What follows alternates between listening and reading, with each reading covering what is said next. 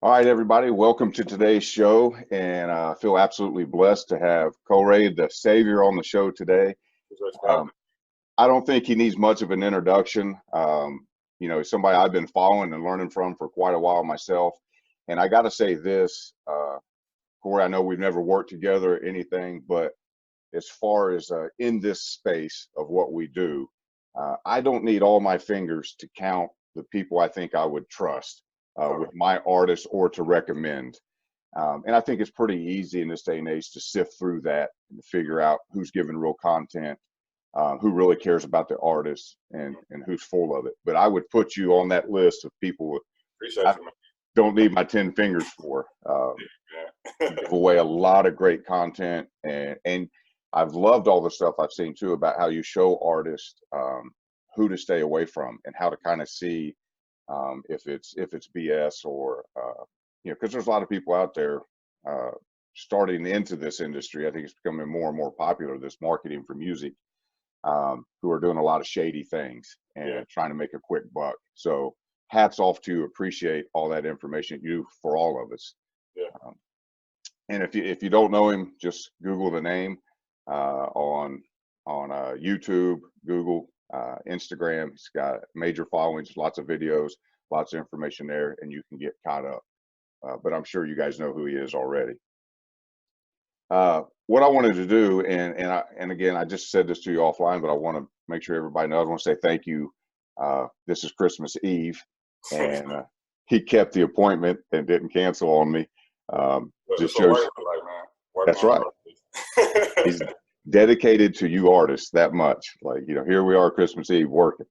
Man, Uh, I was editing the video right before we hopped on, man. Like the video going up on our channel later today. So it's like, yeah, but today's about to be a long work day. yeah. And you got one after me, right? Yeah. So what I want to start with, man, is I want to talk Spotify to kick things off. You've got a lot of great content out there on Spotify, and I wanted to kind of use you maybe as a sounding board to bounce some things off, because there's some things I know that I've been talking to my audience about, and I get a lot of pushback, or they let it fly over their head, and they kind of aren't taking it as serious as I want them to take it.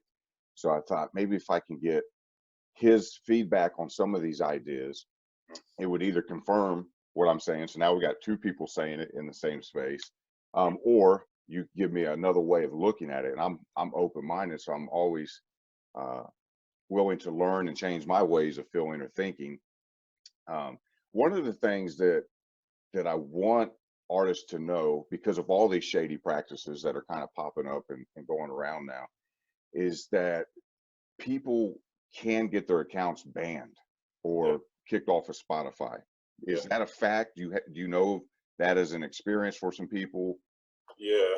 So thankfully, I've never had it happen to any of my clients, or just anyone I've worked with. But I had yeah, I don't think he would care about it. So one of my oldest mentors, man, like he used to be a publicist and he hopped into like the producing game now. He went through it earlier this year actually, where his business partner had hired a Spotify playlisting company, and they just like they kind of just trust a lot of the front end stuff. So it comes about they've been working with the company. I think they started working with the company in like December of last year. Around February, March of this year, he wakes up and like 5 of his biggest songs have just been taken off Spotify. He's kind of like, like what the hell? So he hits up his distributor, DistroKid, and he's like, like why have my songs been taken down? And they were like, oh, Spotify flagged you for like streaming fraud. Like streaming fraud, like we've never done any fraudulent things that they knew of. Like at the time that he had knew of. So he was kind of saying like the only correlation between those same 5 songs were that this playlisting company were the ones that pushed him. So they pretty much caused a whole case with it with Spotify, because it was like a big deal, man. It was like at the time I think his big song maybe was approaching like 1.5 million streams or something, like maybe 1.5 million. And he comes from the background of publicity, so it was really, he had gotten maybe 400,000 of those streams off of just getting himself on blogs and stuff. So it's like, even going with the playlisting company, like it turned out that the playlisting company was using like fraudulent playlists to push their clients, but his whole thing was only about half of their traffic really came from the playlisting, those playlists, but it still compromised the whole account. So that was the first time I seen that on that big of a scale, because I was looking like, man, Spotify don't care who you are. They don't care if you're established, you got contacts, you got networks. They feel like you're using fraudulent playlists, like they will shut you down. Now, thankfully for him, he got everything brought back. They were able to make the case that we didn't know, which I've seen that before with a couple other people. Like, you can prove to Spotify that you genuinely didn't know, like you just, like you were a naive artist who thought that this was someone working. Like, they'll be pretty lenient with it sometimes and give it back, but like there's still that hard chance that they won't give it back.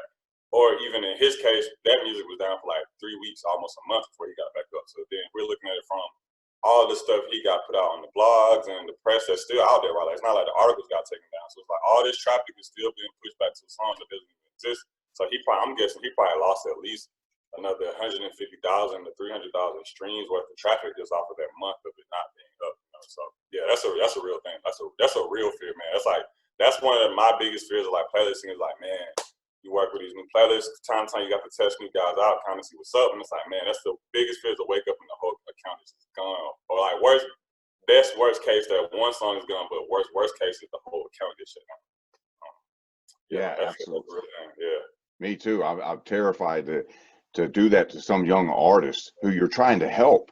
Yeah. And you recommend them some direction or get them on some playlist and it gets shut down. Do you think the fact that this guy has, it sounds like he's pretty well connected. He's got some industry experience. Did that help him in getting it reestablished? Because I try to think about, some kid, and I'm in Dayton, Ohio right now, in Dayton, Ohio, who gets a song up to 100,000 and then Spotify takes it down. I mean, does he have any recourse? Is he going to be able to reach anybody at DistroKid or Spotify, or kind of depends on your connections? Yeah, DistroKid will get back to you. DistroKid is pretty good with their customer service. If you use somebody like TuneCore is really good with their customer service. Like, I'm pretty sure they would try to help you through it. Him, he definitely used, I wouldn't say he used his connections to rectify it, but he used his connections to make sure that there were people on the inside who knew he was mad about it. And that, because it's like I said, it's a lot different when it's like, okay, here's someone who is, very clearly making money, already has the connections, has some weight within the industry. Like, when they speak up and they complain about something, we see it all the time, like, stuff gets done. As opposed to, like, you're right, if it's a smaller artist, DistroKid is not going to get back to you in a day like they will, unless you're like a high priority client. They're not going to get back to you in 24, 40 hours. It might take like a week. Even if it takes them that long to open the case, Spotify deals with it so much, it's still going to take them time to give you. So, like, yeah, that's another very real thing. Like, power, influence definitely speeds the process up. The process for getting the complaint is the same for everyone, but it definitely sped the process up. Like, it definitely helped them out. Well, hopefully Spotify, if you're listening, they can do something kind of like Instagram or YouTube, right? Instagram will go through times where they clean up all the fake followers. Yeah, I mean, that's supposedly what they're working on now. So, top of this year, Spotify and like all these major labels made this big claim that they're going to stop streaming fraud, right? So, what they're supposed to be doing is late this year to mid 2020, they're trying to go through Spotify and wipe out all of, like, not necessarily fake playlists, but fake accounts. Because so there's two different types of fraud playlists that you look out for. There are what's known as like ghost playlists, where like ghost playlists are where somebody just buys a bunch of Spotify accounts and then follows the playlist and then just leaves the song on like loop in the playlist, and all these accounts are like streaming it. And then there are actual like bot accounts where it's like actual like program, like they program something to like act as a listener on there. So Spotify is trying to go through and clean out all of the fake accounts on Spotify. So like if you've been on there and you've noticed, let's say, so what I'll do to kind of look into it, there's a website called Chartmetrics. So I'll use Chartmetrics to kind of check the playlisting growth to see like, all right, if this playlist was at 1,000 followers last week and this week's at 100,000, like something's up. Or even vice versa. Now that I know that Spotify's been doing all this deep cleaning, right, there are a lot of playlists who are losing followers like really fast because they're losing all these fake accounts. So like if I see a playlist, I'm about to go work with them, right? They get back to me, they tell me what their terms are. I go look them on Chartmetrics, and if last week they were at 250,000 and this week they're at 180,000, it's like, man, I don't know, man. Like, what happened for you to lose 70,000 a week? More than likely it's because of the Spotify purge. So they are trying to do their part on that. The only problem with them kind of sticking their foot into it is that it's still very hard from the outside to tell what what makes a fake playlist, because unless it's something crazy, which there are crazy ones, like you'll see a playlist with like 3 followers giving the artist like 20,000 streams. Like those are very clear, blatant fraud playlists. But then there are also those, like you said, scammers who they understand branding, they understand social media, they understand what it takes to make you believe that this is a real entity. And like there's no real way for us on the outside to tell what's up until you test it out, you see what's up, or you know somebody's been in it. Spotify has a little bit more back-end data, so they can kind of see a little bit more, but the problem that kind of comes with them making that claim is that Spotify counts any playlist that takes money for a placement as a fraudulent playlist, which isn't necessarily true. Like there are playlist curators on there who do not work for Spotify that understand how to grow playlists better than Spotify does.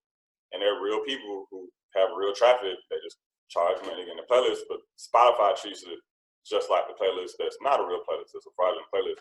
So it's been kind of like muddying up the waters. It's a lot of like, whenever like Spotify puts out a statement saying they're doing something in partnership with the label, I never believe it's for the good of everyone. It's like, okay, the label must have complained about, the biggest complaint for them with this fake playlist is that it increases royalty payout rates, so Spotify has to pay more money. So like they wanted to stop because they're tired of paying out so much money. But it's like if you're shutting down the whole ecosystem of what is allowing artists who aren't major label artists to kind of thrive on Spotify without needing Spotify, it's a weird, really weird like power dynamic going on over there right now. So I've just been like recommending people like, man, just like learning to use stuff like Chartmetric, and then kind of like not being afraid to ask other artists what their experience has been like in playlists. Because I've gotten help, but I've realized that most artists, if they've been scammed by playlists, and they've been in, you ask them, like they'll be glad to help another artist save their money. Because I've reached out to people like, yo, bro, I see you've been in this playlist for 3 weeks. How's it been? He's like, man, it's not worth it. I paid $200, only got 75 streams. Like it's not worth it for you. Or I did whatever X, Y, Z. It was kind of suspicious for what it was. I would stay away from it. Most artists would gladly tell you. So I think like the more artists that start being kind of vocal about their bad experiences, kind of outing these bad playlist curators, that'll probably be the shift. And then just more so as artists start to get a lot more savvy in playlists and know what to look for, both on the front end when they're talking to the curators, and then on the back end once they actually get in the playlist and they're looking at numbers. I think that'll kind of like tame the whole fake playlisting thing. Okay, so I want to touch on something you said. It's another confirmation I'm looking for. But first, shout out to Chartmetric. I use them as well. I've got people that all the time artists reach out to me and say, hey, what do you think about this playlist? And exact same thing. I go look at it and I'm like, nah, dude, stay away from them because they got 70,000 followers in the last week. They didn't do anything special. They're probably buying them. Or the opposite. I look and they've got 100,000 followers, but the songs are getting 300 streams. And I'm like, something's not right there. It's not adding up.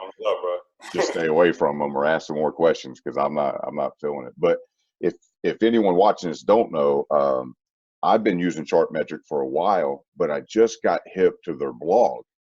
And if you're a data nerd like me, man, that thing, I've been sharing it on LinkedIn and everything. I'm like, this is awesome. I've been going crazy with it.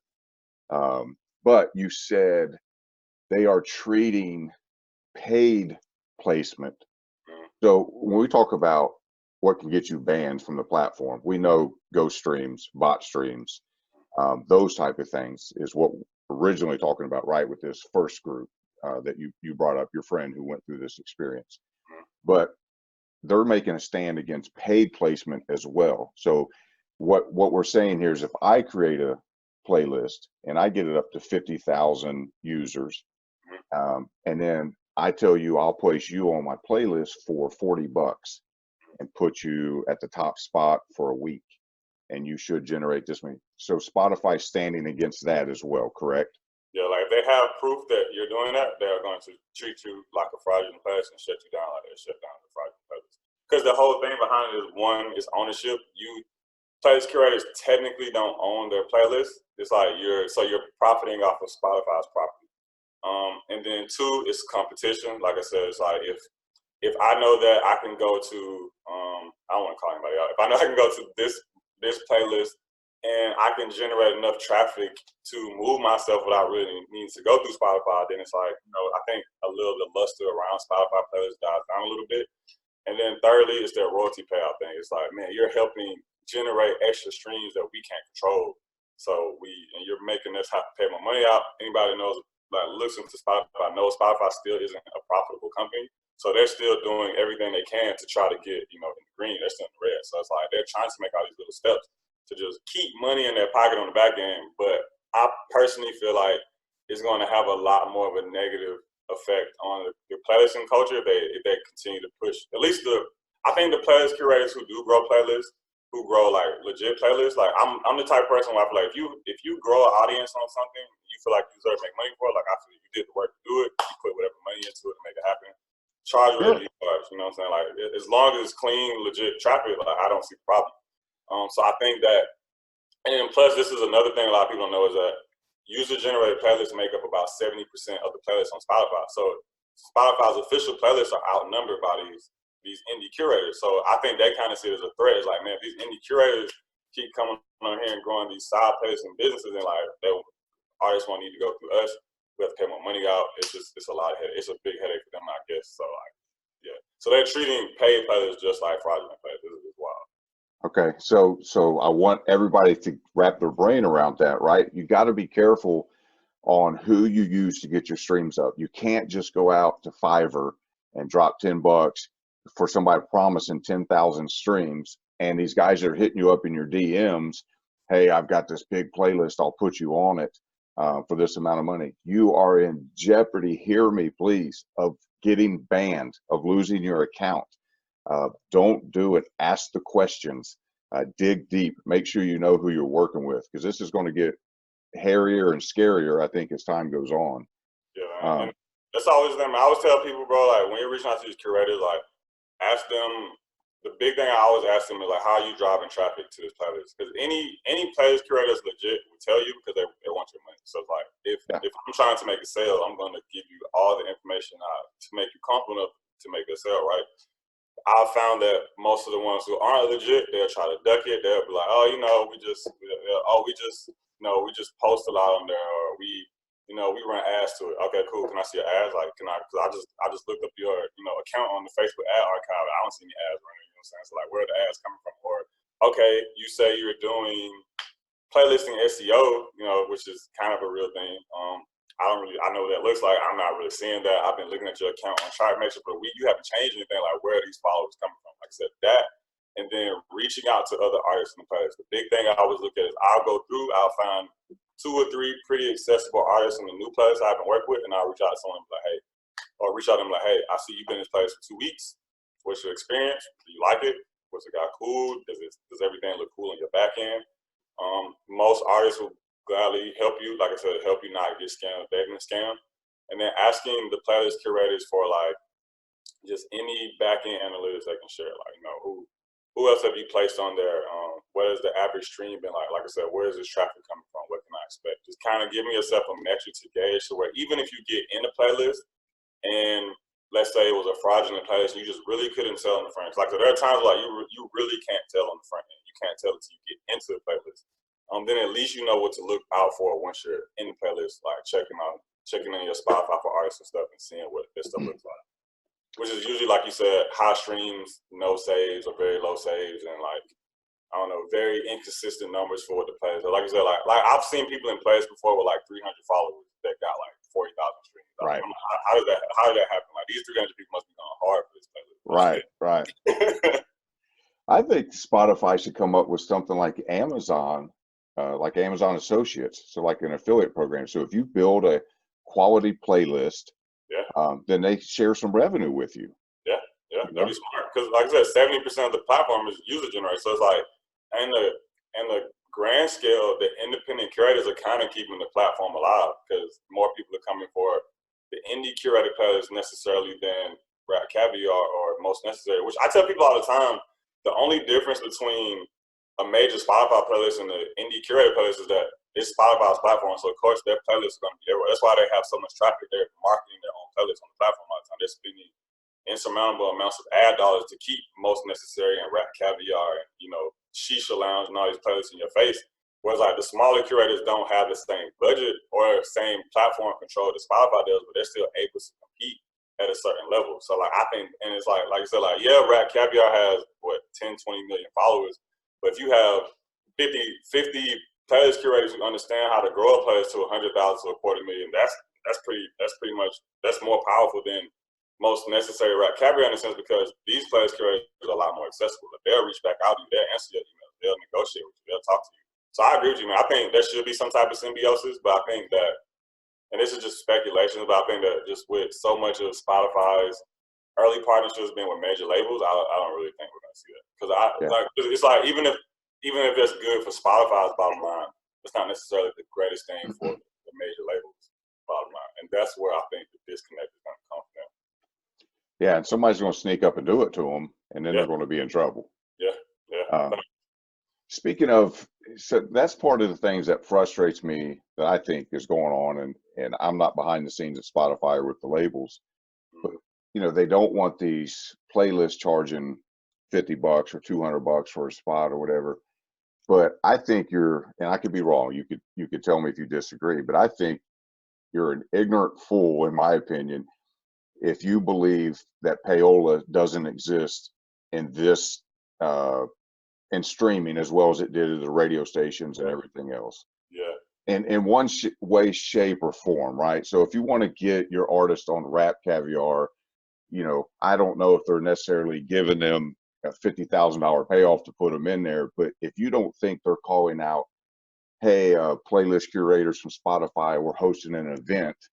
Can you come to New York? We're going to put you up in the room and we want you to meet this artist. And then you're in the room with them and they wine and dine you. Of course, you're going to feature them.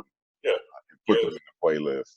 Yeah, like payola looks different. Like people always think payola is just cash to hands. Like, no, payola is, you have $20,000 worth of brand equity. I'll put you on this for free to leverage your brand equity. Like, yeah, you're not handing direct cash up, but in a sense, it's still a transaction, right? Like, you're only doing it because the monetary value of their established brand. So I think that's one of the first, I'm real big on breaking, I call it the rose tinted glasses of artists. So the way you think the industry works before you get in here and start doing stuff, and then you get in the back end and you learn oh man, this shit really works damn near against everything they tell you on the front end not to do. Yeah. It's yeah, man, it's all a game at the end of the day. I look at it as whether you choose to be, I guess more morally sound than other artists and not to, chase after some of these things that they're doing. It's I commend it, but at the end of the day, it's going to get taken advantage of and abused by someone that is going to be put in a better position of it. And then, you're morally, you didn't pay this playlist curator $50 because you're against payola, but now somebody else did, and their streams just got popped off, and then they've grown a couple thousand followers, and they're in a better position. So it's and then all of that because you heard someone say you shouldn't do it that is also doing it. You know what I'm saying? Because we hear a lot of that no payola rhetoric from higher up industry executives, no, you shouldn't be doing that. It's yeah, they can afford to say that because they've already done the payola, they got them there, and their payola looks different. It's a different type of payola. So I don't go for that whole the industry shouldn't run out payolas. Everybody should make their money. If you, like I said, I'm really big on if you have a platform, you put the work in to grow that platform, you spend money on it, you did all the work to grow it, you deserve to make money off of it. However you feel like you should make a living off of that platform, you should make a living off of that platform. I agree with that 1,000%. Yeah, and sometimes nothing unethical, but I hear what you're saying. I talk to artists about doing things, and they're like, "Well, I'm not paying because I'm a artist, and I'm they're going to just get found, and someone's going to appreciate their art, or that's gimmicky, and I'm not doing that, those things." But I approach things as a marketer. I'm creative in a marketing sense, but I'm not emotionally attached to my music, and so I struggle sometimes convincing artists to take that route when necessary. And I think you're saying this, but I just want to confirm it's on my list of things I wanted you to kind of confirm with me if I'm thinking right or we agree. But I often recommend, so people approach me and, hey, do you know anybody at Rap Caviar? Do you know anybody most necessary? Can you get me on? And right from the gate. And my thing is, I would, rather than focus on that, I try to get artists to, let's try to get you on 15 user-generated playlists that have decent followings and forget about the Spotify editorial playlist. It's much easier to do that, and you're going to get some traction. Is that approach you would take? Yeah, because I don't even entertain the rap. I tell people, bro, if I could take you straight to Rap Caviar, I'd be charging way more than I charge. Right. Yeah. Like, I'm like, but Amen. from what I've seen, and a lot of people like because we talk about a lot on our channel, but a lot of artists ignore it. Is I talk all the time about how the algorithmic playlists on Spotify are more powerful than the editorial playlists, and it does not take a lot to get those popped up. And Spotify did that purposely. I think that they got to the point where they understood kind of how they shifted the playlist culture, and they got to be overwhelming, right? Like a lot of people don't remember in the early days of Spotify, you could DM curators on Spotify. It was like a social media app. Like you could get on there, DM curators. They were very easy to find because they didn't understand what it was turning into. They got to the point where they're like, okay, we see where this is going. We need a way to get so much attention off of it and be able to still abide by our mission, right, of helping independent artists or artists in general, but still being able to profit and, maintain ourselves off of these big players that we curated. Boom, the algorithmic playlists where I've had artists, I've seen artists before that I've worked with get just like crazy amounts of streams off of Data Discovery or Release Radar. And I'm like, man, this is more targeted than like Rap Caviar. Like if I put you in Rap Caviar, it's all of the mainstream rap music at the time, right? Which it may not be the best fit for you. If you don't make music like The Baby and Gunna and all that, like you may not necessarily fit.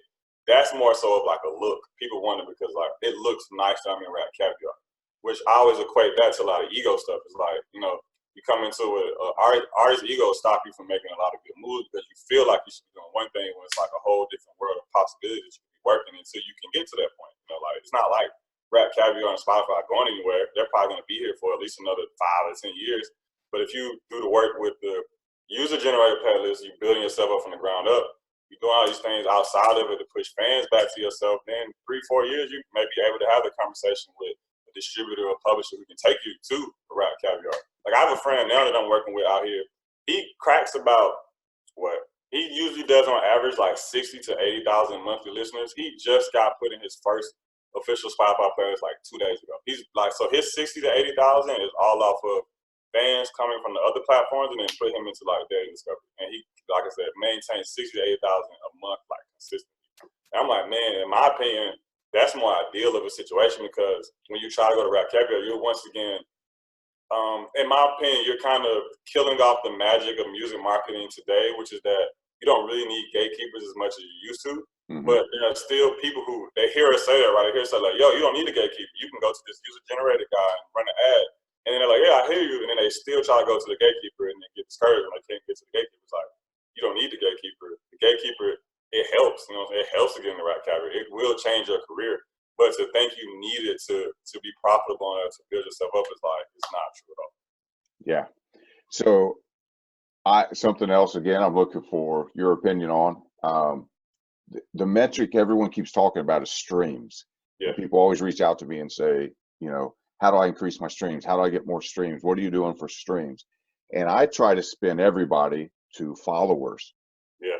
That should be the metric you look at. What do you think about followers versus streams or listeners? Or I try to look at listeners and saves because streams, in my opinion, don't say as much. Followers are hard. It's hard to get people to follow you on Spotify because they don't need to follow you to listen to your music. So once I look at like a stream is like very top of the funnel, very basic. It's equivalent to like if you hear a song on the radio, you gave them a stream, that doesn't mean you like it, right? Kind of the same with listeners. You may have gotten those listeners, those streams just because you're on the playlist. Saves are a bigger indication on how that's doing, and then the followers like the bottom of the funnel. Because like if you got 5,000 saves and 300 followers, like those 300 people really like you. Like I said, they don't need to follow you to listen to you. They could just save you to their playlist and come back to you whenever they feel like it. So I focus a lot more on saves, just because I'm looking at like, okay, if we got you in front of, if you have 180,000 streams off of 75,000 listeners and you got 10,000 saves, like, okay, that's pretty good. Like that's right on par with like doing an advertising campaign on Facebook or something, like the way it converts out. And then that's a little bit more of a, I guess, because I look at streams like vanity metrics. People want the streams because like what we see, it makes them feel good. But like I've ran placement campaigns before for people and seen them get 100,000, 200,000 streams, and the back end data doesn't look good. It's like, man, like you're getting all these streams from this playlist, but the people in the playlist don't like you. Like, why do we keep why do we keep putting you here because it's giving you a lot of streams? Like, no, it's stupid. Now you're hurting your data on Spotify side just to look good for people on the front end. It's like it's like the marketing stuff is like so much money that goes into marketing. I feel like it's a complete waste of time to waste your money on chasing vanity metrics. Like, what makes you look good? Like, you have to be trying to figure out what's getting you results. Like, what's actually converting me people that like. So even if a playlist is only getting you 10,000 streams, but you're converting from it, like you're getting like a 20 to 30% save ratio out of it, then that's much better than the place that's going to get you 50,000 streams. It's only giving you like a 3% save ratio, because Spotify is going to look at it and go like, man, you're getting 100,000 streams and only 3% of people saving it. Like, you're trash. I'm not pushing you out to nobody. I'm leaving you right where you're at. As opposed to, like, I just did a playlist campaign with the girl maybe like a month ago. And I mean, our total playlist reach was maybe like 80,000, 100,000 followers between our playlists. And that was enough, like that streaming data was enough to push her to the daily discovery algorithm, and she's gotten way more streams out of that than like I could have got her for any playlist campaign. It was like it's so much like weight in relevant placing as opposed to just placing for vanity metrics. Yeah. And when you do and I've got a video on this, but when you do the placement for vanity metrics and you get in a playlist where people don't like you, I kind of coined the phrase that Spotify pushes you down in the algorithm because they think it's trash, and they push you down what I call Spady, Spotify Hades, down into the hell where you're lost to never come back from. So I don't know the answer to this. Maybe you do. I've been having a lot of success focusing on follows, because what turns around happens on new release playlist. Yeah. You're following somebody when they drop a new song. And I try to have my guys doing it with high frequency. That new song comes out, it goes to all their followers, and at least most of them check it out. So it kind of helps. Do saved songs get pushed to, do they get pushed to? No, they don't. The saves help a lot more with getting, like, it helps a lot more with just feeding the algorithm data. The algorithm trigger. Yeah, but as far as like the actual, like, does it trigger anything once it's on? No, that's all. You're right. It's all just straight following. So I agree with you on that sense. Of like, if you're going to follow on a goal for Spotify, like growing your Spotify, then your focus needs to either be figuring out what playlist gets you into daily discovery, like which combination of playlists like pops your songs off and gets you there, or you're right, like which playlists are converting followers for you. Because you're consistently getting on daily discovery, that's just like consistently getting on the explore feed on Instagram. Like, you're gonna grow a lot, you're gonna get a lot of traffic from that. Like I said, the girl I just worked, she's growing probably like she's been growing like, it's not like a huge growth, but it's more growth than like she would have gotten out of just paying straight for playlists, because now Spotify is pushing out relevant people. And then, like you said, the followers are good, because then Spotify is a big data black hole. Like, that's the worst thing about Spotify. Is like, 200,000 people can hear you, and then if only 50 follow you, you have no way to plead your case to the other 200. You just kind of ass out. So it's like the following is the best way to kind of like stay in front of them. I think the artists that really like, not the artists, but the fans that really like you understand that, and that's why they do it. But yeah, I don't focus on it as much, as because, like I said, it's so hard to convince people to follow you on Spotify without you being able to talk to them and tell them. Because like on Instagram, YouTube, and anything else, you can just put up enough content and talk to them, like convince them to do it, or run some ads back to them or something. Spotify is like, you have to hope that person finds you again on the place, or just listen to your saved song enough times that they come back and follow you or something like that. But I've usually seen where like about like 3 to 5% of whatever the save ratio, or like follow over like a month, 2 month time period, where like I'm looking like, okay, I'm guessing they saved it at first just to see how they like the song. They listen to it a couple of times and go like, oh shit, I've listened to this song 10 times. Let me go ahead and go follow this artist. Let me go check it out. So saves top of funnel, Sure. followers, bottom of funnel thing. I agree with that. What percentage do you look at? You've mentioned sometimes 1%, 3%, 5%. If you were pushing an artist right now and you're trying to look at their saves, where do you see a metric where you're like, we're in trouble, this might not be high quality? I feel like anything less than like an 8 to 10% save to listener ratio is bad. So like if you're getting, if 100,000 people listen to the song, like not streams, but like actual listeners, you got 10,000 saves, like 8 to 10,000 saves, like that's pretty good. 5+ is like okay, like that's pretty average. Like on average, like a song that's not just doing amazing on there, I'll see it get like 5 to 8%, or like 5 to 7%. So anything less than 5 is, in my opinion, just not worth it. Like I literally had to tell people before, like, yo, we've been running this song for 3 months. It has a 3% save to listener ratio. Like, hey, bro, it's time next. It's time like. I hear you. So we're talking about not paying $200 to a playlist curator, because that can get us in trouble and them in trouble now. Spotify's made their stance. are things like playlist push, submit hub, are they the workaround? Are they a loop? Or you think they're going to get penalized, or they just don't work? You have an opinion on those? You had any experience with them? Yeah, I haven't used playlist push in a minute. So playlist push, I can't say. I think those kind of like curated playlist websites are going to have a little trouble at some point, because what I've seen with them is they all start to get so much traffic that like they need to start making money on it. But then they get caught in the loop of like, we start making money off of it, but then it puts us in the violation of Spotify's policies, and then it's like the company implodes or some shit. Like I'm trying to think there was one, I don't think it was like wildly talked about, but it was pretty big on the playlist and curated side. Where I can't, it was some company that Spotify like literally shut them down last year. I remember they changed their name like overnight and Yeah, tried they had to. like a letter on their website explaining like how Yeah, Spotify came. Yeah, but it was crazy. And I remember because I went through them a lot, and like they didn't charge for playlist placement. They charged to be able to submit to the curator. I'm trying to say like we don't take any of that money, but it was like a whole thing. So them, I always say like those are good places to start if you just don't understand how to find playlists.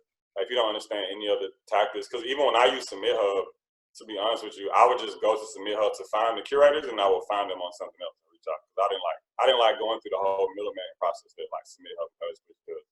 But I mean, going back to my friend, like I said, who he gets 60 to 8,000 consistently. He's been on maybe one user generated playlist, but he tested out before he got to the point that he is.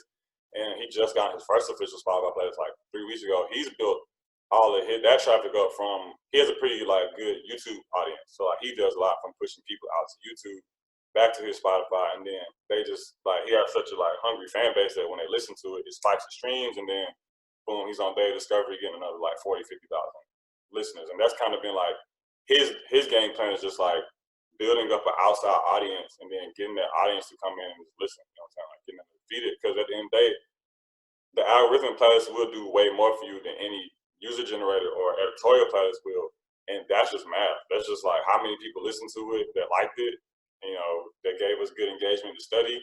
Who else are they listening to? So we can push you out to more of those people. And then, of course, once you're in that discovery playlist, now Spotify's looking and going like, oh shit, they're doing really well in this playlist. We're gonna keep you on it. I mean, I had a client. We did a campaign in like last December, maybe. Yeah. So like last December, we did a playlist campaign. She maybe got like 30, 40,000 streams out of it. And then the song kind of stagnated for like, you know, so we did a campaign from December to January. It stagnated from like January to like March. Midway through March, it just got picked up by a day discovery playlist, and like I shit you not, she got like 40,000 streams one day, 20,000 the next, 10,000 the next, and then it plateaued too. She was doing about 5,000 to 8,000 streams a day off of the day discovery playlist. Like, and to this day, she's still on the day discovery playlist. Like, she's not doing that much traffic anymore, just because she hasn't been as active with releases and stuff. But she's still doing about like 800 to 1,500 streams a day off of daily discovery. So it's like this is 800 to 1,500 new people every single day, still hearing her off of that one playlist campaign we did back in December. So that was what kind of taught me like shit. You know, like the real magic is in figuring out how to stay on the daily discovery playlist, like getting a song that's good enough and targeted well enough that Spotify go like, okay, cool, we got you from here. Like we'll carry you out, we'll push you to the right people. Not a client, but a friend comes to you, says, I'm on a struggling budget. Yeah. What's the bare minimum you're going to tell him or her dollars per day on ad? Mm-hmm. And then what's the metric on length? Yeah. Do you tell them at least a week, at least 30 days, or at least till you have 1,000 spins so we can look at the save ratio? I mean, what's the bare minimum a friend you would advise on? Yeah, like at least $5 to $10 a day for a month, and it's like forget about it, man. Like stack your money up, you know what I'm saying? Budget your life. Don't even think Get a about second job. Yeah, get a second job. Like don't even think, because if you think about it, you're gonna look at it, you're gonna want to stop it and take the money out. Because the biggest thing I've noticed with my friends is like teaching them what to look for, so they don't think the money was a waste of their money. Because I literally just had a conversation with somebody 2 days ago. He was like, "Yeah, I ran an Instagram ad, and you know, I got this amount of people, but it felt like a waste of my money." And I looked at it, no, this is actually really good. Like, you just didn't let it run long enough. But this is like, you were actually getting pretty good numbers from what you saw. He was like, oh, I didn't know that. Like, I didn't have anyone around me at the time to like talk to me about that. But I would say minimum like 5 a day, just because, especially with advertisements, you got to realize like you're in the business of buying data once you use That's it. ads. So the more money you have to spend, the faster you collect that data, the faster Facebook or Instagram or YouTube can kind of like see like, okay, this is what we can push you. Or even better, the faster you on the back end can start to make decisions. So you can see like, oh shit, I got a lot of fans. And going back to the same artist off his Instagram ad, that was how he realized he had fans in Chattanooga. Like he started to off there like, oh, I'm getting a lot of traffic from people in Chattanooga. And then off of that, he connected with a promoter in Chattanooga, and they had a show in Chattanooga maybe like a month or two after running the ad. So like that's data he collected. He would have never thought to go out there had he not ran that. So I think like 5 a day is pretty good. I always tell them to start with like, if you can do 10 a day, do a testing ad on Facebook and a testing ad on Instagram, see which community like kind of takes you the most. And then on top of that, like don't try to overwhelm yourself by going after everything. So I always preach like picking 3 platforms and then just getting really good at those 3 platforms. So like my big 3 have always been like Instagram, Spotify, and YouTube. Now I add TikTok in it, so I guess 4 now, but I add TikTok in it now. But if you pick 3 platforms, like 2 or 3 platforms, then you just go really hard on it. Like one, figuring out what are the paid promotion tactics that help you grow in there, and then what are the free things that help you grow. Because every platform has both. You can pay to get traffic on this, and there's a free shit you can do if you play the game. You'll start growing it too. Master both of those, and then if you get those to a good point where you know how much money you need to spend to hit certain metrics, you know what your content output is going to look like. Yeah. So you know what keywords you need to use for your YouTube videos. You know what time you need to post. All this shit that only comes from trying it and testing it out. Then eventually the traffic starts to trickle over to everything else. Like I see when I'm running YouTube ads, I see the same people coming on the YouTube ads coming over to Instagram and coming on the account. Or I see the same people on the Facebook ad, you know what I'm saying, posting screenshots of them listening to the song on Spotify, like in the artist comments, like, yo, I love this song. I went and followed them. Like they transfer over if they like it enough. I think it's the biggest thing I try to get like the artists to understand is that first it's about creating a system. Like before everything else you want to do, even the vanity metric stuff, all the cool industry stuff, you ain't gonna DJ academics, all this shit. None of that shit matters if you don't have a system in place that's gonna at least keep you like consistent growth when all this stuff dies down. Because at some point it all dies down. You know, like if I put you in a big place today, it's gonna be beautiful for a week, 2 weeks. And at some point that traffic is gonna die down. Then what? You know what I'm saying? Now what? Because you don't have another $1,000 to get back in the place. So you need a solid strategy on the back end to like keep you going. But I always try to push people to like Facebook and YouTube ads off top, and then just like strong content strategies. Like I'm real big on content marketing, like just because I think that's the good content speaks for itself. Good content will get spread out and grow with little to no effort. And like I said, man, I've done enough where I've had better campaigns with people. Well, not all the time, but I've had some better campaigns from people with a lower budget than clients I had to have like big budgets. Like I've seen people spend like money, like a lot of money on stuff, and the content just wasn't connecting. I have a client that we're working on some stuff now, and we were literally Spotify posting her at first, and she was doing really well on there, like very low budget, got her in their discovery, had a couple players curated it, like, yo, I like this, I'll just place it, no money. And then we were talking, and she was like, what can I do next? I'm like, oh, well, if you had a music video, it would be better because then we can run YouTube ads, we can run Facebook ads, we can run Instagram ads, all this stuff. She literally went that same day, shot a music video on her MacBook, edited, nothing special, and that has been my best YouTube ad campaign to date. Like that ad has a higher click-through rate of any YouTube ad campaign I've ever ran. And it's crazy because I'm like, man, she literally shot this shit in the corner of her room, and people love it. Like people on Facebook eating it up, people on YouTube eating it up. So like, I think like, but that speaks more so to the content, right? Like it speaks to like when people see content they like, they share it, they talk about it, they let you know what's up. So like I'm real big on like pick 3 platforms, learn the ins and outs of those platforms. How do they push out content organically? How do they push out content in a paid way? Who are the influencers that control that space? How much content do you need to post? How many keywords do you need to use? How many hashtags do you need to use? Like all that shit. Like get the content stuff down first, and then build out your paid system on the back end. Like build out the foundational stuff for it. You said something earlier that you're buying data, and that's something I try to teach too. Is that these guys, you know, oh, I spent $100 and I didn't get nothing. No, you bought data. You may have bought data on what doesn't work for you. You ran your ad to Dallas, and Dallas don't like your music.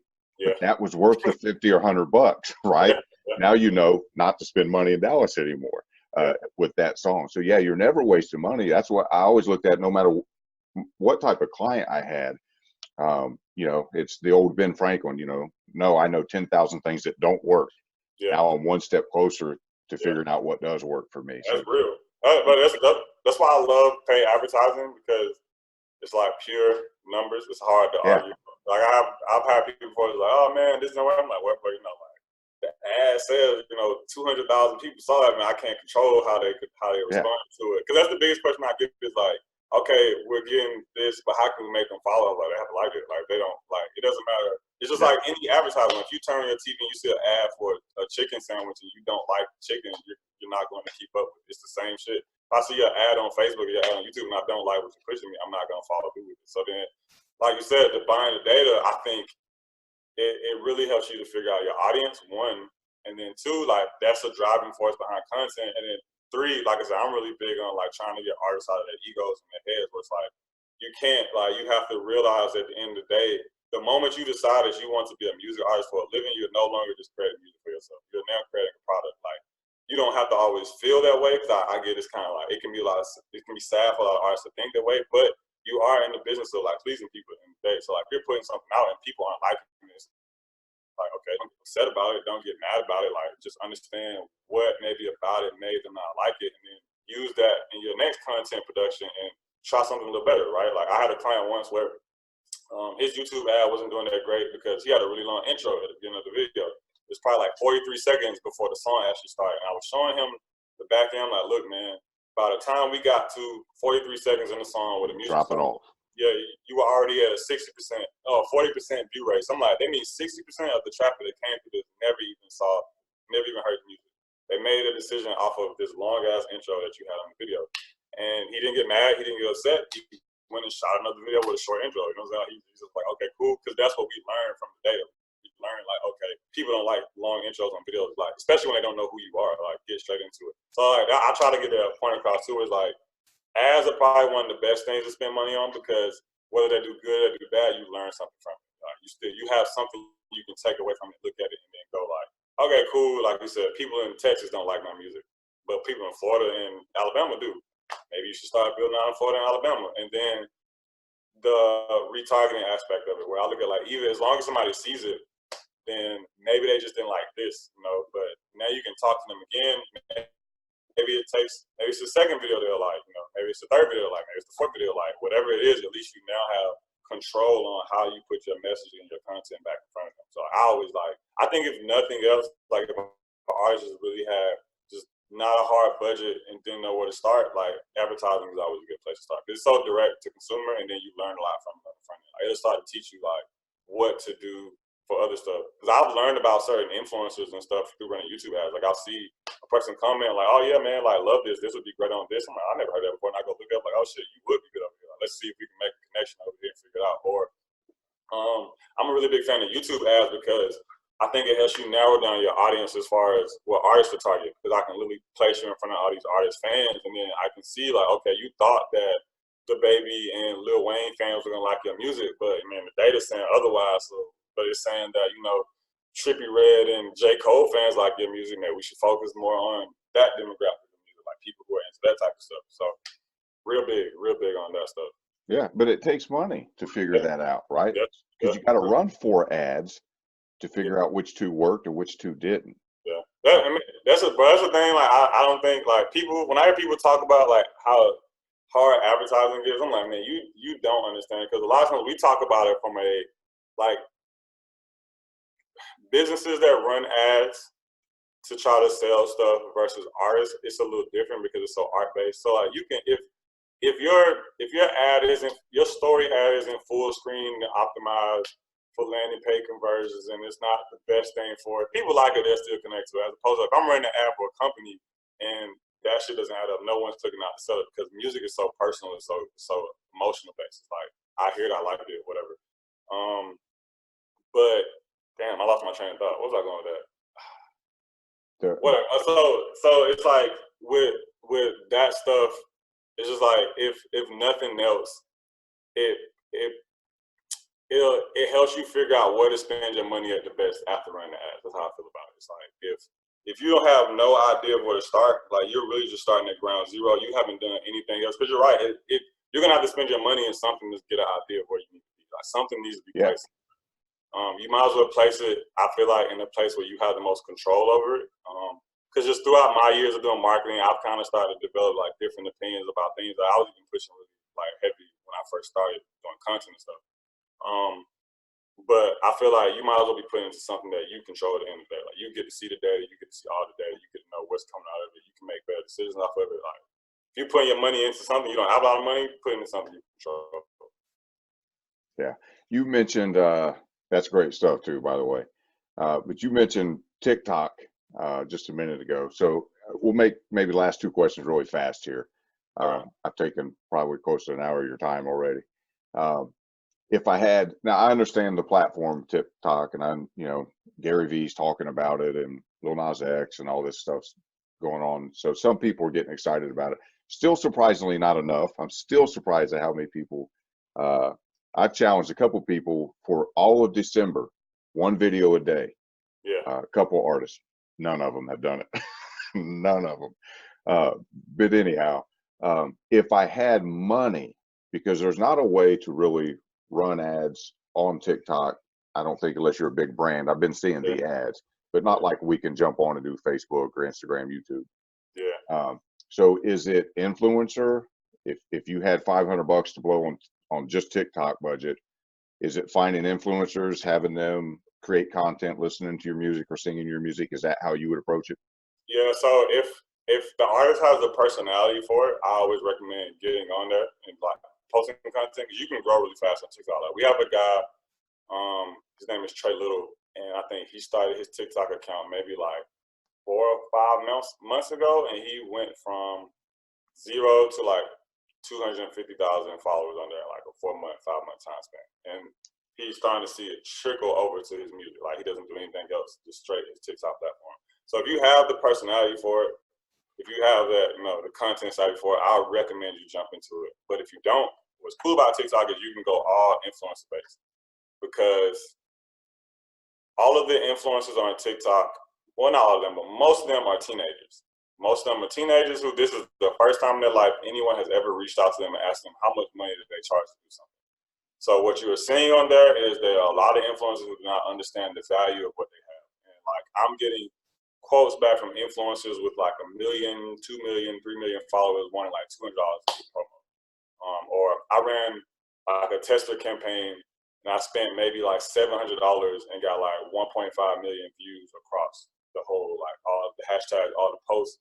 And it generated about 300, 400 videos, which is pretty good. Cause that's equivalent to like a cost per view of like half a penny, and like a cost per click of like $1.13 or something like that, which is like that's like that would be pretty okay on like an ad spend. So it's like, oh shit. But like literally I'm putting a campaign together right now for someone for like $1,500, and we're gonna reach like 2 million.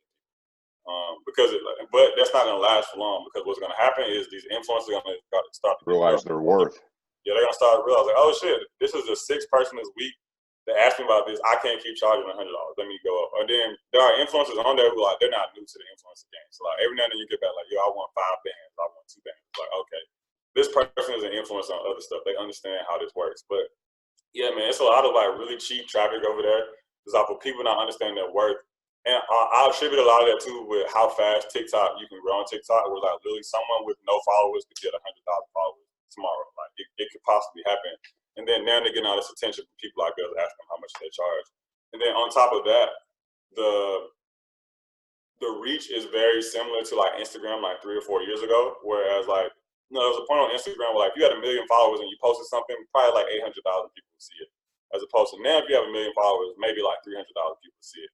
TikTok is like the first. Like influencer with 1 million followers post something, about 700,000, 800,000 of those people are going to see it. So even if they all don't react to it at first, they don't make videos, they don't share it or whatever, you still have that top performing brand awareness that if you can afford to maintain a TikTok campaign for a couple of months, then over time, a lot of them are kids are impressionable. Once they've heard the song 4 or 5 times, now they're going to start reacting to it, they're going to start moving on it. And it's not expensive to maintain a TikTok campaign, because I mean, if you want to go for the top tier of influencers on there, yeah, you're looking at spending a pretty significant amount of money. But there are, like any platform, micro influencers. There are influencers on there with 100,000 followers charging $20. There are influencers on there with 50,000 followers charging $30 or whatever. Like, they all change based on what they feel like is worth it. But you can pretty much put together a plan on that for any budget. And if you can maintain it, which, you know, with anything with marketing, it's better to be able to maintain it over a couple months than to go big in the first month, at least how I look at it. So like, if you look at it like, okay, I can put $500 to $1,000 in TikTok over the next 2 or 3 months, like, you will see some like great growth out there. And since TikTok is a platform that's all about music discovery, whether they think about it or not, it's all about music discovery. It's literally 24/7 music promo. It's like the things that dominate are viral songs and then viral sounds, like random ass sounds that goes into skits and stuff. So like, it's literally a platform where people are just so used to hearing music all the time, they don't even think of stuff like that as music promo. It's just another video on the platform. But I think a lot of it also comes into, you have to dive into TikTok and kind of understand the culture of it. So when I first got, there was another marketer that had been trying to get me on it since like last year. She was like, yo, like, I don't know if you're doing TikTok for your clients, but like, you need to hop on this shit. And I just like, I didn't get it at first. Like, I got on it and I was like, this is stupid. Like, these kids are just on here making themselves like dumbasses. I don't get it. But then I went back on it maybe like 3 months ago, 3-4 months ago, and really started looking at it. I was like, oh wait, okay, this is kind of stupid, but once you get the jokes of it, like anything, once you get the jokes of it, once you understand the culture of it, how stuff works, you are able to look at it different. And I'm like, okay, cool. I kind of see the formula now for stuff that moves on there. Like, one of the things I noticed on TikTok is like, the songs that do the best on there are songs with long instrumental build-ups that drop into like a lyric or something, because the curators or the content curators will like use the instrumental portion as a part to tell a story, and then whatever the breakdown is, it becomes like the punchline of the joke. So it's like, okay, I only learned that by getting on there and watching like our videos out there. I picked up on that. Now I'm like, when I'm listening to client songs, I'm listening for that. Like, okay, do you have the long instrumental build-up? Do you have a line in your song that will be funny that could have skits made around it? Do you have, do we have an idea for a challenge based around the theme of this? All this stuff that came out of us, like I literally have my team, like I made everyone that works with me, like, yo, like, make a TikTok account. I want you looking at 1 hour to 2 hours of video on here a day if you can. At least hit 5 hours a week for me, because like I need everyone to understand how this shit works, so we can all like plan for it together. Because it's not gonna last long. It's like everything else. Like, TikTok is gonna be like this for maybe another 6 to 8 months. And then they're coming out with a streaming service too. So once they come out with a streaming service, it's over. Like, it's over. It's more of the industry's gonna jump into it. By that point, all the influencers are gonna realize their value. I've already had a couple of influencers go up on prices. I mean, it's like, I get it. I understand. Like, you know your worth now from working with people like me and stuff. And then it's gonna be interesting when they make their streaming platform, because it's being said they're going to really compete with Spotify, because they're going to be the first streaming platform with a built-in influencer base. So it's like the same way you can go to Spotify, and if they like you enough, they'll put you on the cover of the playlist and all the big players and stuff. It's going to be like, you come to TikTok, and TikTok's like, all right, cool, we like you. We're going to run an advertisement for you. We're going to get 1,000 of our biggest influencers to post your song and just completely kick it the fuck off. That's where it's moving towards. So like I said, like, as more of those influencers get into this stuff, they'll learn their value. It's not going to be the same. So like, we're trying to encourage everyone to, if you have the personality for it, get over there and start making videos. And once you figure it out, you can grow fast. If you don't have the personality for it, look at the content, literally consume the content every day, and figure out how you can work an influencer campaign, because they both work equally well. And then like, we have the Arizona Zervis guy recently, right? Like, he literally went viral on TikTok in like a month. Like, I did a timeline of his thing. Like, he literally put the song out, and it was going viral on that within 2 weeks, and then out everywhere within like the end of that month, which is kind of suspicious for a different reason, but a bunch of different reasons. But he still did it, a lot of it with TikTok. Or me and my roommate were literally just talking about this yesterday, and I was like, man, I'm getting all these prices back from these influencers. I'm talking to them. I'm like, man, they're really cheap. So I'm like, if they're cheap now, imagine how cheap they were when Lil Nas X did a road campaign. Like, I'm like, man, he may have really like popped that song off for like $10,000. Like, he may have really like did it for that. Maybe even less than that, because I was even doing like, I was looking on there like, man, for like realistically, like, for artists had like $10,000 to $20,000, you could take over TikTok. You could literally be everywhere on TikTok, because that's how cheap the influencers are. So I'm like, if it was like that now, he probably had a crazy low budget, or maybe he had a big budget of how he could really afford to maintain it for so long, because they were so cheap. He figured it out first. But I'm still looking at like, it's not gonna last long. Like, we got probably like another 6 months, especially because, like I said, Gary V's talking about it. We're starting to be very vocal and very like forward facing about it. And then as more artists start to realize, all it takes is like one more artist is gonna pop off because of it, and then everyone's gonna shift over there. I already see it. because the industry's already starting to shift over there. The labels are already there doing TikTok campaigns, running ads, all this stuff. So it's like, it's not gonna last long. I just heard like a data guru that works for major label Warner say on a podcast, she wouldn't get into detail. She said there's some things I can't say, but basically alluded to like the stuff that's coming with TikTok is mind blowing. Like you're crazy if you're not looking at it. Yeah, like, and it's wild because like it's not like it hasn't developed enough yet to where there are niches on there. At least I haven't really seen it niched off yet. So I get people who be like, oh, you know, what influences on there like EDM? It's like it's not like that yet. It's really like everyone is just using all the viral songs and viral sounds, and then TikTok is unique because it's the only platform where, in a sense, everyone is really an influencer because TikTok's algorithm is set up in a way that everyone has the potential to go viral. Because what they do is like it's tiered off. So like the first tier, they put you on the For You page, which is like their version of the Explore feed for like 2 hours. Like every piece of content goes on the Explore feed for like an hour and a half, 2 hours. So that means like literally like a nobody could potentially make your song go viral. Like they could just make a funny ass piece of content, see a bill, and that shit goes viral, and your song is carried out with it. So then it makes sense to kind of tap into different influences because you have more of a chance of one of their creativity kind of like sparking it off. But what was I going with it? So every influencer is pretty much a different chance of sparking it off. But even if it doesn't spark it off, enough of their followers are going to see it that you still get a pretty good amount of brand awareness out of it. Like that's not akin to anything else. Like I was telling you, like $1,500 on there is going to get us like a 10 million reach, like hit like 10 million reach. On Instagram, that would maybe give me like 100,000 followers, like maybe a 250,000 if like some of them are willing to work with me, and then even then it wouldn't be worth it because it would be like so little amount of their followers would see it, it would just get restricted so much by the Instagram algorithm that like that money would not have been worth it. Like I haven't spent money on like Instagram and YouTube influencers in a minute. So I'm like, man, I don't want to spend $1,500 for you to get 12,000 views when I could have spent $300 in ads and gotten you like the same amount. Right. You know what I'm saying? Like, and then you control that traffic. But TikTok, I'm looking at different because like, yo, like this $1,500 literally could make you go viral. Like every video, small video is another chance at the song going viral. Even if it doesn't go viral, just so many people are going to see it that like you can build on top of that month by month until people are just like, damn, I hear this shit everywhere. Let me start listening to it. For a very low budget. Like I said, bro, like somebody with like $10,000 to $20,000 could take over TikTok. Like take it over. It's crazy. I'm excited about TikTok now. I'm even more excited. Like you're giving me goosebumps about it, man. I'm getting fired up. And you know, and I thought I would vibe with you because how much I feel that you care about the artist. Because that's my thing, man. This is, you know, I love the mentoring aspect of it as much as anything. But I'm getting a different vibe now. On top of that, I like chopping it up with you because you have the same energy I feel like that I have about marketing. Like it's a video game. Like, I can see the grin on your face when you talk about the challenge of getting to the next level, right? Or figuring this thing out, looking at the data. So I love that, man. Absolutely. That's how I look at it, man. I try to get out I'm like, bro, at the end of the day, it's a game. It's a game. You have to learn how to play it.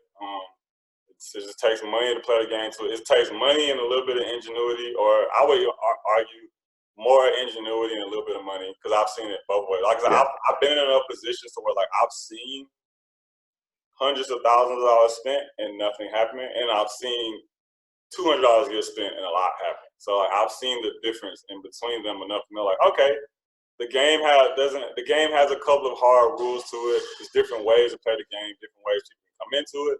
But once you kind of accept that it is like a game at the end of the day, you just got to figure out how to play into your way, and everything moves. And then like stuff like this is always interesting because we know, at least marketers, right? We know that, okay, if we were late on the platform, we just have to be patient long enough and something new is going to come along. And then once that something new comes along, you got to like be first to it, like figure it out first. And it's like, I look at TikTok like this is like, I've literally been saying for the last 2 years, like, damn, what's going to be the next big platform? Right. Like, where's it going? Yeah. The moment it comes up, like, I'm on that shit. And like, so when I saw TikTok, I'm like, okay, cool, we here.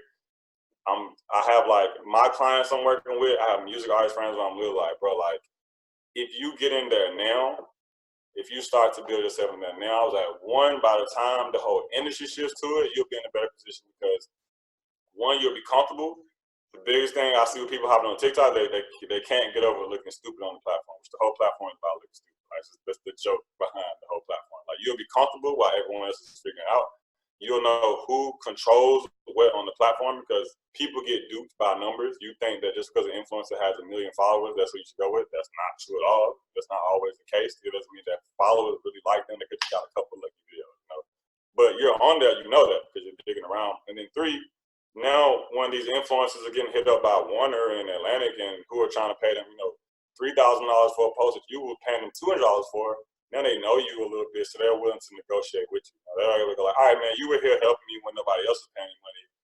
I can't do $200 anymore, but I'll do a deal for you for $500 this year. I was like, oh, okay, cool, appreciate you. I've had influencers do that for me before, like, yo, man, like, or even players curators who've been like, yo, like, you've been here with me since the page has grown or whatever. Like, I'm gonna still work with you. Like, you've been pretty consistent. So it's like I said, like, I think everyone knows that, everyone understands that, but the moment the opportunity presents itself, everyone just completely forgets what they thought that. Like, and I look at TikTok the same way. Like, I literally see artists like, yo, man, I wish that Instagram and YouTube didn't restrict traffic. Like, I wish there was something else. Like, yeah, TikTok doesn't, and it's the same shit. It's all video and music related content that's going out organically, but you're fighting it. You don't want to go there because it's kids on there. And Gary Vee made a really good point on his videos that like had me change. This is what made me change my mind about it. Where he was like, all these business owners are looking at TikTok sideways because it's kids on there, not thinking that the guy that's 16-year-olds today is going to be 21-year-olds in 5 years, and like unless you plan on not being in business in 5 years, like you missed out on a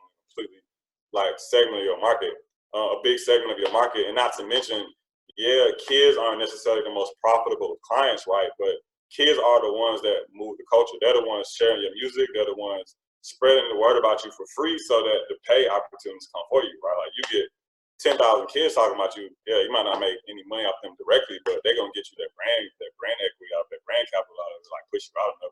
So I'm looking like, man, and then like, when they grow up and you've been with them since they were 16, they get their first job at 18, and they got a little money to spend, and they're gonna come buy a t-shirt from you. They're gonna come buy a ticket to your show because you were there with them. You weren't trying to jump on them once they had money. That's how I look at it. So that's that Warner Music exec said something that really helped solidify it for me too. She said, yeah, it's 9-year-olds and 13-year-olds, etc. She said, but who is more fanatical about their music? Adults are always, you know, what am I listening to new today? And they're changing. She said, but a 13-year-old will play the same artist all day long, over and over and over. And if you say something bad about their artist, they're ready to fight you and they're crying. Like, they're the most passionate fans, you know, those kids. And if you get in young, like you said, they're going to stay with you. So I thought that was a great point she made about it.